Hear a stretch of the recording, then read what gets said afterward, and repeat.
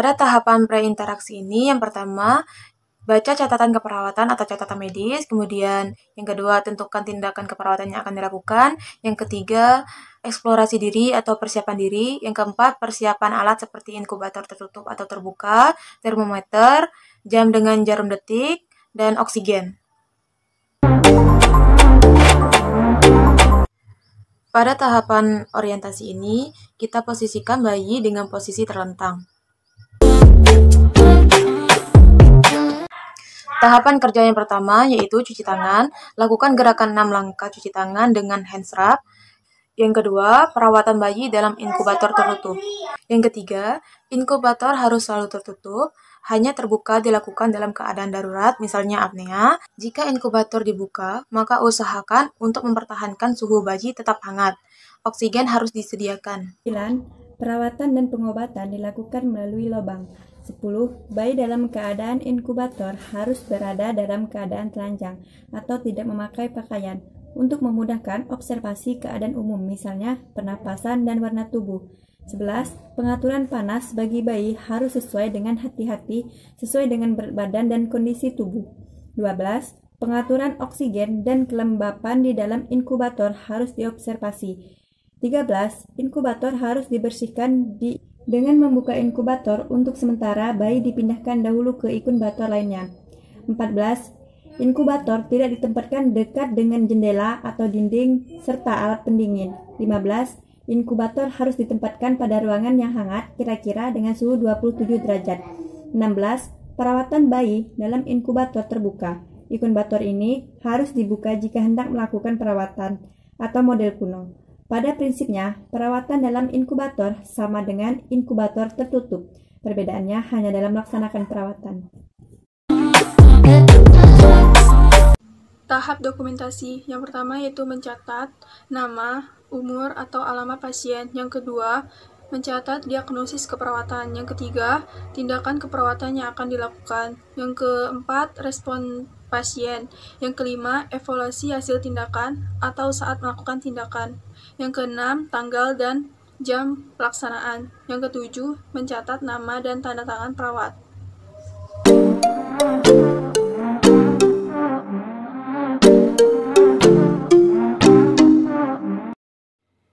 Yang pertama, yaitu cuci tangan. Lakukan gerakan 6 langkah cuci tangan dengan menggunakan hand rub.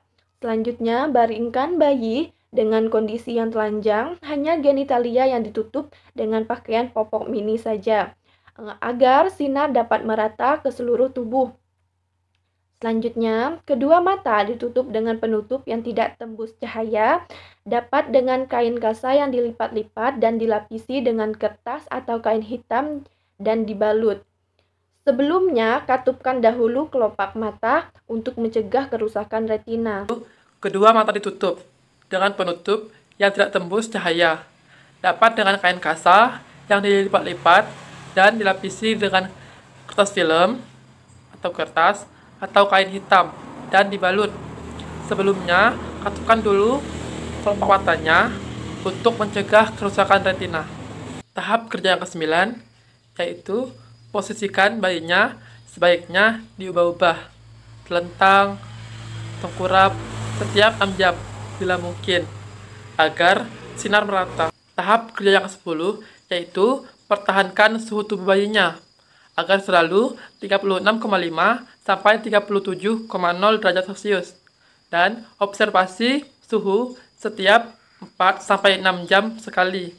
Jika terjadi kenaikan suhu, matikan sementara lampunya dan bayi berikan banyak minum. Setelah 1 jam kontrol kembali suhunya. Jika tetap dingin, hubungi dokter.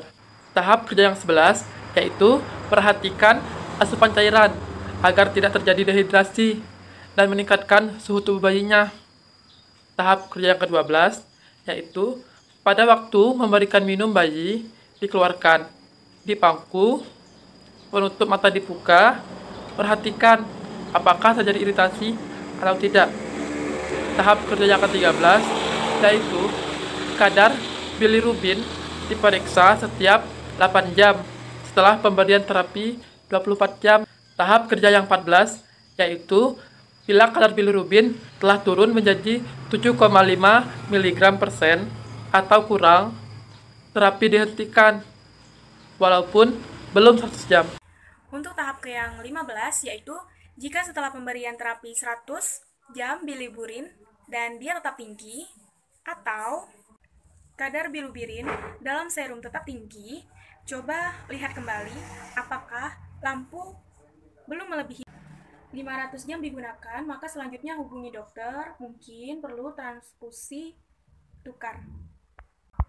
Untuk tahap yang ke-16, yaitu pada kasus ikterus karena hemolisis, kadar Hb diperiksa setiap hari.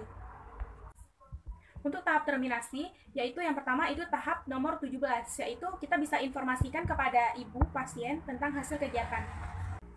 Tahap 18 adalah evaluasi respon bayi. Untuk tahap 19, yaitu kita bisa lakukan kontrak kegiatan selanjutnya kepada ibu bayi. Untuk tahap 20, kita bisa akhiri dengan ucapan salam kepada ibu bayi. Untuk tahap 21, kita jangan lupa cuci tangan. Cuci tangannya harus 6 langkah yang baik dan benar ya. Baiklah, untuk tahap dokumentasi yang pertama, catat nama klien, umur, jenis kelamin, dan alamatnya. Yang kedua, tentukan diagnosa keperawatannya. Yang ketiga, tindakan keperawatan apa saja yang dilakukan terhadap klien. Yang keempat, respon klien terhadap tindakan yang baru saja dilakukan. Yang kelima, evaluasi hasil saat melakukan tindakan. Yang keenam, catat tanggal dan jam pelaksanaannya. Yang ketujuh, jangan lupa untuk menuliskan nama dan tanda tangan perawat.